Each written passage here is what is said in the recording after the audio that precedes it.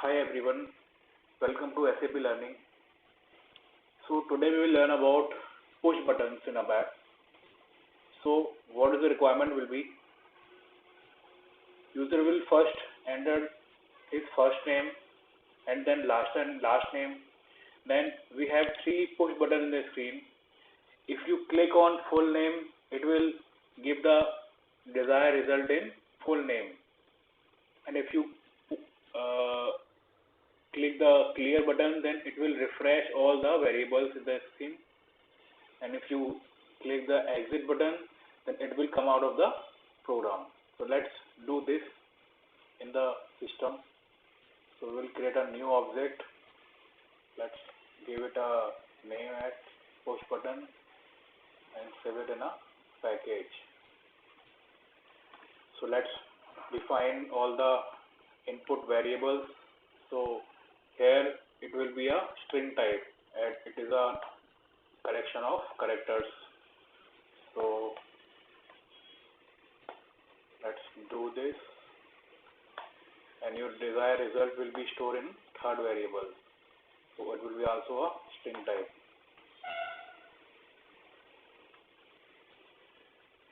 So let's now create a push button. So what is the syntax of creating a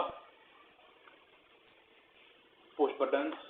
Same like we do all the command, we have push buttons, and after that we have to give it a position from where you want to start this push button. So let's do this as 6. I want to start with this 6 position and take the 0 as your base position. So I will, if you want to shift to this position, so I will make it as 6. And now you have to give it a label size of that button. So let's give it a 12, and then you have to assign a text to your button. So let's make a P1, and then you have to store a function code for this. So for function code we have this command button, user command. Now from this position to this position I want to make a new button. So let's copy this. So here my position is fixed for 18, 6 plus 12 position. So I want to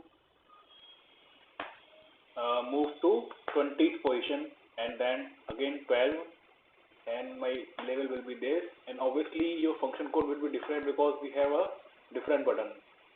And then copy it for another. And obviously you want this as a single line as a space. So to give a single line as space, we have skip 1. If you want to skip with a single line, then you can do skip 1.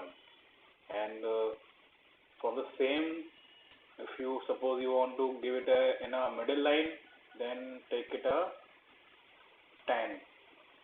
And same thing for P3, you want to give it a function code as this. Now let's see. Yeah. Now see, your after activation it throws an error like error when generating the selection scheme. So what does that mean? I think in my earlier video I have also explained this. It means if you give the same thing after giving the input, and then again you want to give a push button from the same line, it always will be overlapped from the input value, because you are it to the same line. So let's do it in the next line, or give it a new line here, a blank line. So let's do this. See, it has been activated. Now let's see our output. See, now if you want to give us some, let's give it some more space in between. Suppose I want to give this, and I want to give this. Let's see. Yeah, now it's fine. So now if I want to give some text to the input, so what is the event triggered? We do all the field text in initialization. So let's do this. In my P1, I want to give it a full name, and in P2, I want to give a clear, and P3, I want to give a exit. And let's also activate the text for all the input. Enter first name, enter last name, and your full name.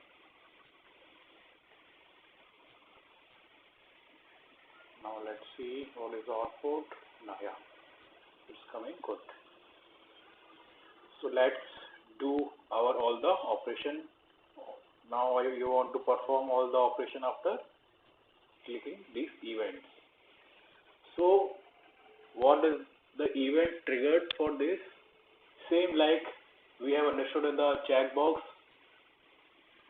What was the event? In checkbox we have used add selection screen event. So here also add selection screen will be triggered to perform all the action. So what I want to do on this event, I want to perform all my operations after clicking this function code, which will be obviously stored in a SYUCOM. So let's do this.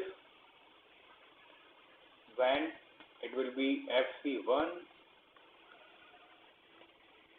So what I want to do? You want to concatenate first name plus second name. So your output will be, first you have to concatenate P underscore X and then P underscore Y into P underscore Z, and you want to display it in the Z. And in FC2 you want to clear all the variables. So let's use the chain operator and clear all the variables. And let me copy for third. What do you want to do? You want to come out of the program. So we have a syntax called leave program, to come out of the program. So let's check this. Suppose I want to do Sachin Tendulkar. I want to check this. It is coming. Let's make it. See, your output is coming into the same thing. Now let's do the clear operation. You see, if I want to come out of the program, it is coming out of the program. So now let's do this again for other value. Kapil Dev. Let's do this for Kapil Dev. Full name. See. Okay.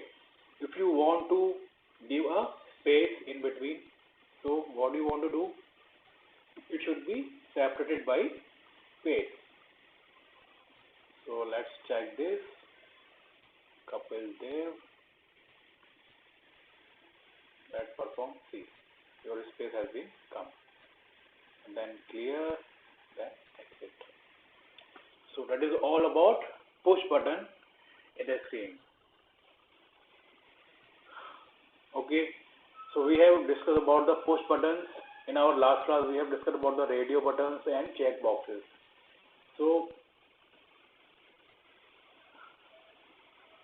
in our next class, we will discuss about looping statements. Till then, goodbye. Thank you.